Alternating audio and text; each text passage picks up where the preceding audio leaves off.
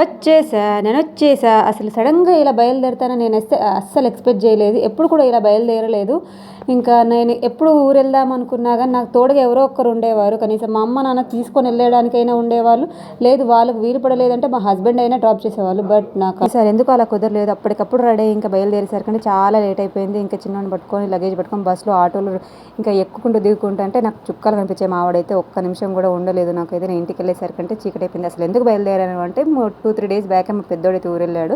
కానీ వాడు ఉంటాడు అని ఎక్స్పెక్ట్ చేస్తే సడన్గా ఈవినింగ్ నుంచి ఫుల్ ఏడుసడం స్టార్ట్ చేసిండు. అంటే ఇంకా అప్పటికప్పుడు ఇక రెడీ బయలుదేరాల్సి వచ్చింది. మా చిన్నోడైతే పడుకున్నాను ఎత్తుకొని వచ్చేసిన. ఇంకా మా వారు కూడా డ్యూటీలో ఉన్నారు. ఇంకా ఇప్పుడే ఫస్ట్ టైం నేను ఇంకా ఇలా ఒక్కదాని లగేజ్ తీసుకొని బాబుని తీసుకుని వెళ్ళడము.